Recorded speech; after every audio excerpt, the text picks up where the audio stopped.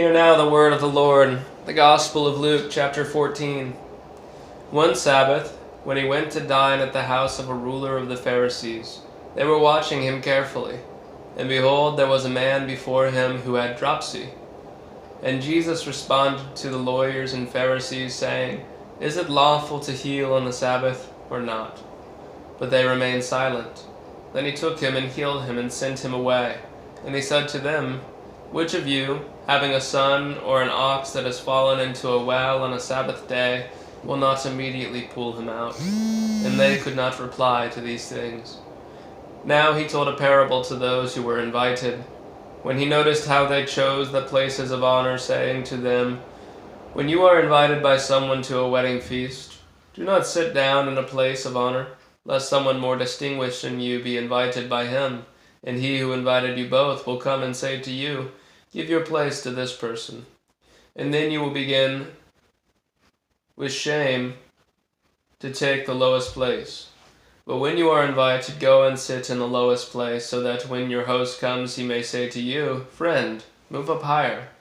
Then you will be honored in the presence of all who sit at the table with you. For everyone who exalts himself will be humbled, and he who humbles himself will be exalted. He said also to the man who had invited him, When you give a dinner for a banquet, do not invite your friends or your brothers or your relatives or rich neighbors, lest they also invite you in return and you be repaid. But when you give a feast, invite the poor, the crippled, the lame, and the blind, and you will be blessed, because they cannot repay you. For you will be repaid at the resurrection of the just. When one of those who reclined at table with him heard these things, he said to him, Blessed is everyone who will eat bread in the kingdom of God. But he said to him, A man once gave a great banquet and invited many. And at the time for the banquet he sent his servant to say to those who had been invited, Come, for everything is ready now. But they all alike began to make excuses.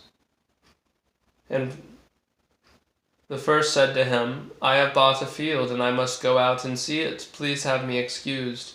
And another said, I have bought 5 yoke of oxen, and I go to examine them. Please have me excused. And another said, I have married a wife, and therefore I cannot come. So the servant came and reported these things to the master.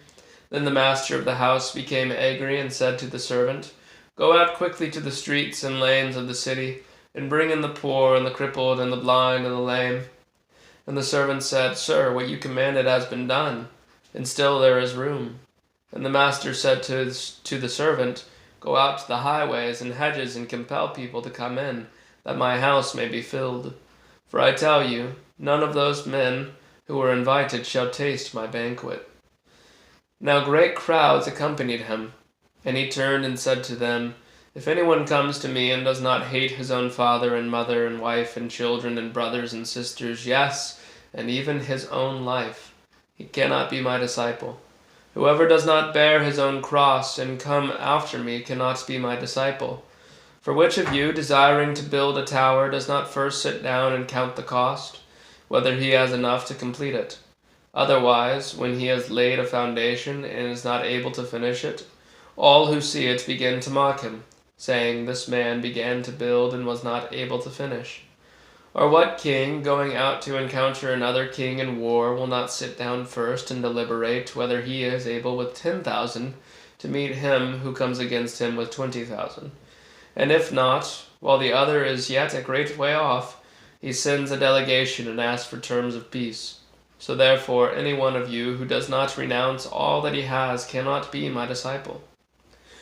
Salt is good, but if salt has lost its taste, how shall its saltiness be restored? It is of no use either for the soil or for the manure pile. It is thrown away. He who has ears to hear, let him hear.